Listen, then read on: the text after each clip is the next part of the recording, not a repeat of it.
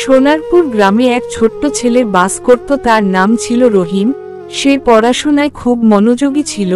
তারপর তোমার কি পড়াশোনা হয়ে গেছে? স্কুলের টাইম যে যাওয়ার সময় হয়ে গেল। হ্যাঁ মা, আমার সব পড়া হয়ে গেছে।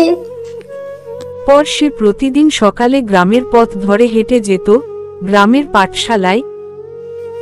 পাঠশালায় পৌঁছে তার বন্ধুদের সঙ্গে বসে মনোযোগ দিয়ে পড়াশোনা করত সে। তার পড়াশোনার প্রতি আগ্রহ দেখে শিক্ষক শিক্ষিকা মহাশয় তাকে ভালোবাসত। কিছু সময় পর তার বয়স যখন বাড়তে থাকে, তখন গ্রামের মানুষজন তাকে দেখে ব্যঙ্গ বিদ্রূপ করতে থাকে। তাকে দেখতে নাকি মেয়েদের মতো। এই দেখতে হিঁচড়ে যাচ্ছে, হিঁচড়ে। এই কথা শুনলে সে সেখান থেকে দৌড়ে চলে যায়।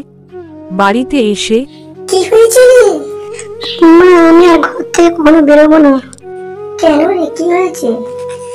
ও আচ্ছা, বুঝেছি।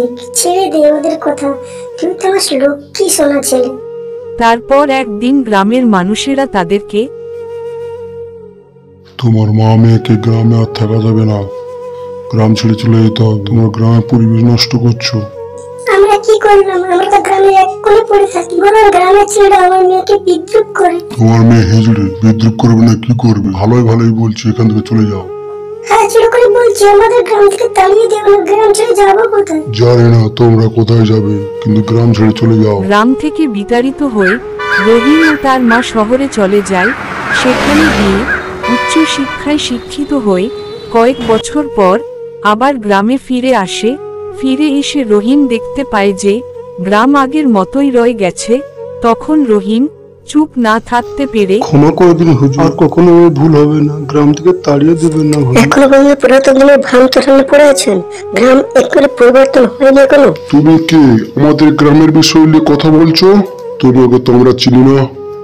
আমি সেই মেয়ে, কয়েক বছর আগে তোমরা যখন আমাকে ঘাট ধাক্কাতে গ্রাম থেকে বার করে দিয়েছিলে। ও, তুমি সেই হিজড়া মেয়েটা? কি মনে করে গ্রামে এলে আবার? আমরা হিজড়া নাকি মানুষ না?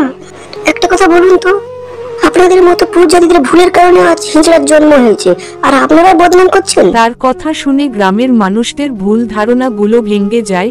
রহিমকে গ্রামের মানুষেরা সম্মান করতে থাকে। এই গল্প থেকে আমরা শিক্ষা পেলাম যে মানুষ যে রূপে হোক না কেন তাকে সম্মান করা উচিত।